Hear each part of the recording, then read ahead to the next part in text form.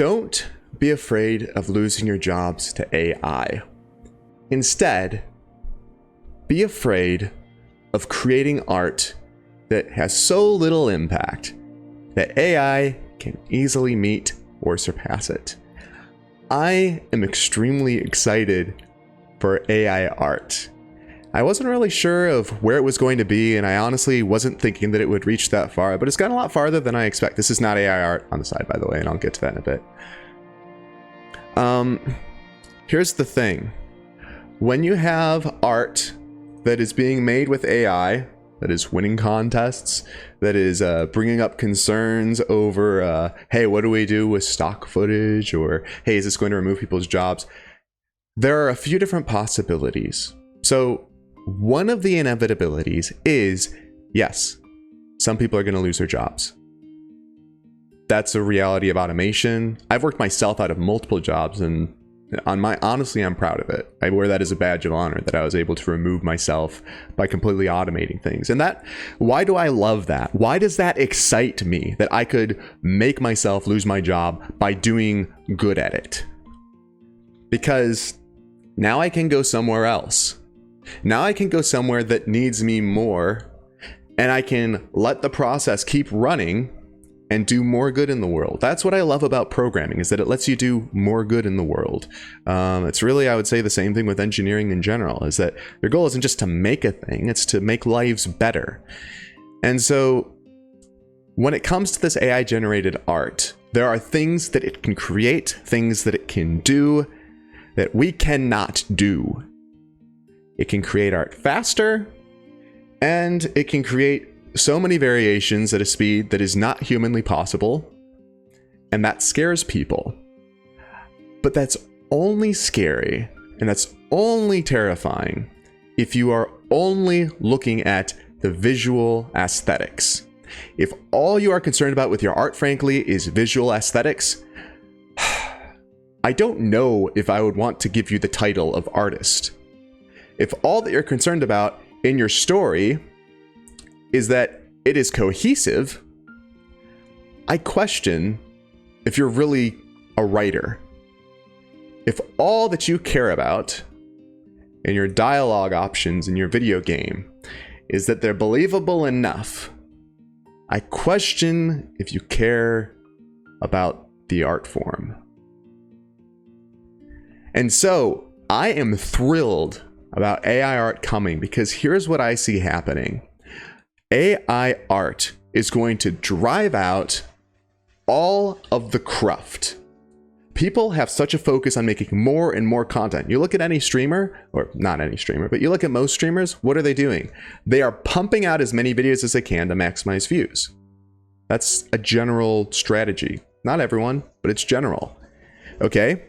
So what happens when we get, because this is coming, and there's already been some experiments along these lines. Okay, you get an AI streamer responding to chat messages, thousands of them immediately. Perhaps even people have different streams so that the AI is responding to everybody individually, so everybody feels seen, even though it's in a large crowd. Or perhaps they start auto-cutting all their own videos, and so you have an AI that is creating videos faster than you can even record a video. You have an AI creating an hour-long video in a matter of minutes. What do you do? Yeah, you cannot compete on quantity anymore. Quantity is not a way to compete in the art world. What does that mean? Here is my hope for what that means. My hope is that means that we will start stepping away from this content-driven society and start moving into more of an art-driven society. And you might think, but we're going to have all this cruft from the AI. We already have all this cruft from the people.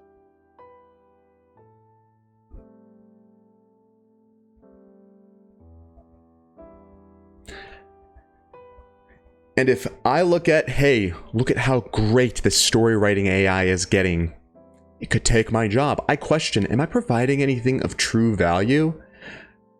If I'm looking at paintings and saying I could never paint something that good, am I really focusing on the kinds of value that I can actually bring to the table. Here are things that AI generated art cannot ever hope to do. For one thing, AI generated art can never hope to know the depths of a person's being and speak to it. Now, it might be able to gather a lot of data and make a guess, but what's that guess going to be based on? Is it going to be based on success statistics? Because, you know, what was successful for these 90 people over here could absolutely destroy and kill the soul of the person over here. AI doesn't know.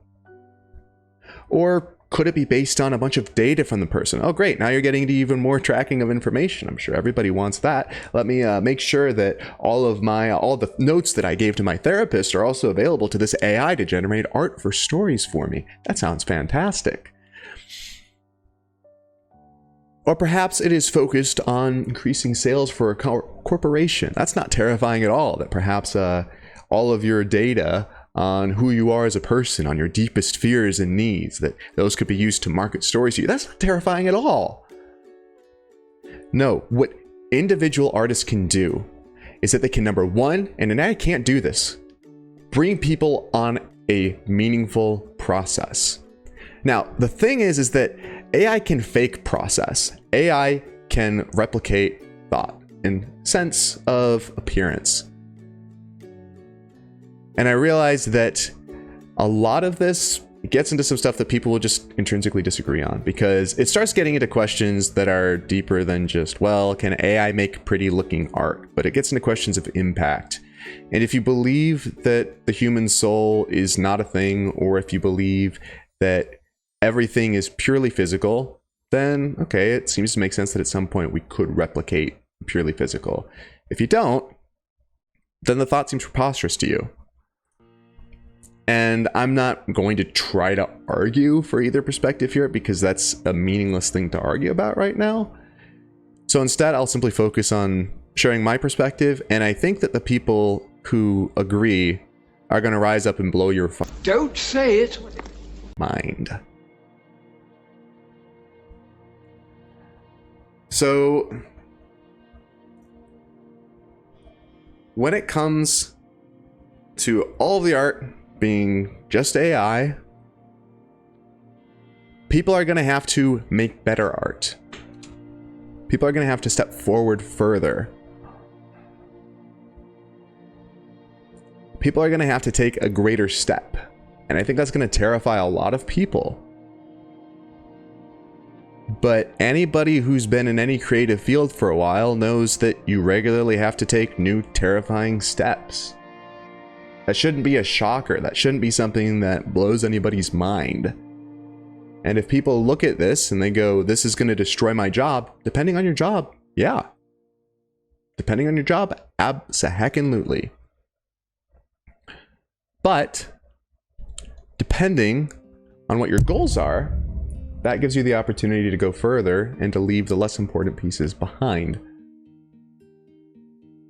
So, let's talk about Makoto Fujimura. I absolutely love his art. If someday I was able to get one of his pieces, I would adore that. Now, if you believe that it's all physical, you'll look at this and you'll go, yeah, we can get AI to make this, and that's all that there is. And what I'm about to say, I don't want to be misinterpreted as me saying that AI cannot make art that impacts people. There's an aspect to art where it is what the creator produces, and there's an aspect to art where it is what the consumer, or the person taking in the art, is processing and how they process it. And so I fully believe that AI will create art that will impact people. But it won't be because the AI was thoughtful and so intelligent and had compassion. It's going to be because of what the person brought to the table. I view it that way in general, honestly. Even if I create something and somebody else is impacted by it, I view it more as it's what you brought to the table, not what I brought to the table. And so, that all said, there is a process that Makoto Fujimura, apologies if I'm butchering the name, uses that you're not going to replicate with an AI. And so when you get one of his pieces, it's not just about, hey, here's what it is, but it's here's how it got here. And I think that people are going to find a lot more meaning over time in the process than merely in the product. And that's going to be a huge piece.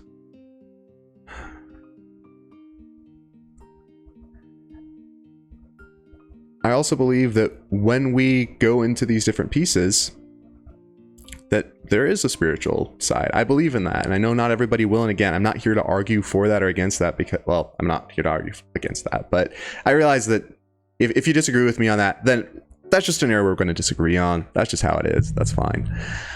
I have seen many pieces that in a picture look a lot like Makoto Fujimura's work. But then I find myself tearing up for some reason and feeling things that I wouldn't expect based on other similar-ish looking paintings I've seen. And why is that? Is there any difference? Is it simply that I am so deep and insightful that painting in a few words inspire the thought? That's one argument. And there's a level of validity that I give to that argument. I spent years studying how we relate to different media, and I found that that's helped me to appreciate all abstract paintings, because now I can look at it and I can go, okay, it's not just what does this bring to the table, but what do I bring to the table? So I am fully in agreement with that as a general theory.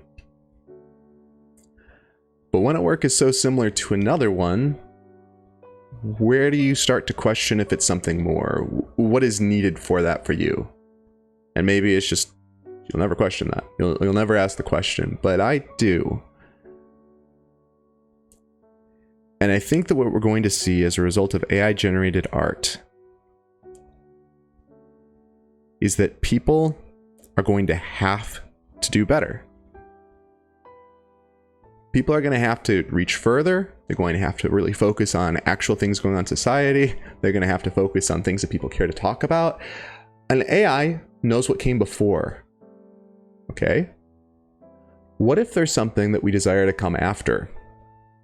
We can try to get an AI to help generate that for us, but if it's not a picture that's been painted before, if it's not an idea that's been written before, if it's not a path that's been traveled before, how do you do that?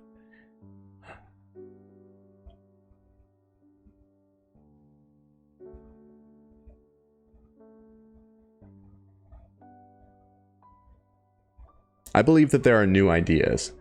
And I say this knowing that a lot of people will utterly disagree with the concept. I'll get a lot of heat for that, maybe. And I'll even bring up something that I would say, for me, proves the point. Based on my beliefs, for you, it will prove absolutely nothing, and that's okay. And so let's look here. So I want to find a good, better-ish site for this. Okay. Whoop. So a lot of people will talk about there's nothing new under the sun, and that's actually a quote from the Bible. And so if you're like, there's nothing new under the sun, and you kind of take that as gospel because you've heard the saying from the Bible, I'm going to bring out another piece that is also from the same book. Behold, I'm about to do something new, and I, in this case, is God speaking. Do you not see it? Indeed, I will make a way in the wilderness and streams in the desert. So here's the thing. If you believe that physical is all that there is nothing new. There's nothing new that can be done. Now, I still struggle when people say that because there's aspects of new. It really depends on how far you zoom in, because if you really want to say there's nothing new, then no human being holds intrinsic individual value? Because all human beings have kind of been done before, so you're not special. There's a lot of things where if you really take that to the logical, I'll say the logical extremes, I like doing that. I find it ludicrous. And I would also say that that if you're looking at, hey, there's nothing new under the sun, I would say that if you believe that, and if your basis is because that's in the Bible, what I would say is, okay, you're a Christian, you believe in the Bible, why don't you look to God who's about to do something new and who has done new things before? Because if anybody can do something new, you really believe what you say you believe, then he can. And I know I wouldn't want to miss that ride, and I'm not gonna. So, there's a lot of thoughts that might make you very uncomfortable, so let's end on an up note. So, AI is going to destroy your life, and you'll be better for it. We'll all be better for it. Because we can't pretend that what we've done is good enough anymore. If you found yourself complaining about the lack of originality in movies, or in books, or in comics, or in music, or anywhere else, this is the ticket that is finally going to get people out of their own heads and back into the heart of our cultures, our societies, and our communities. So, maybe this music's inappropriate. I was like, this is going to be lighter now, and maybe it's not, but I am excited for AI-generated art to absolutely thrash the art world. That's all I've got for you today. Are you scared about AI-generated art? Are you concerned about it? Do you think that it's going to destroy things? I do too, but I think it's going to be good. Leave a comment down below. Leave your thoughts. If you don't have any thoughts, but you thought this was interesting, then leave a comment. I'd love to talk with you, and I know we might intrinsically disagree on some things that I've said here. I'm okay with that. Feel free to share your alternative thoughts and your alternative perspectives, and that can be based on your beliefs about how the world works, different religious beliefs, like whatever you believe. It'd be interesting to hear from you and how your beliefs affect what your thoughts are on AI-generated art. I think that we're going to see a lot of different types of people approach this issue very, very differently. But I think that the people who would fight against this and say this shouldn't happen will lose, much like people who tried to destroy the first sewing machine lost. So let's keep making progress, and let's make the world a better place. See ya.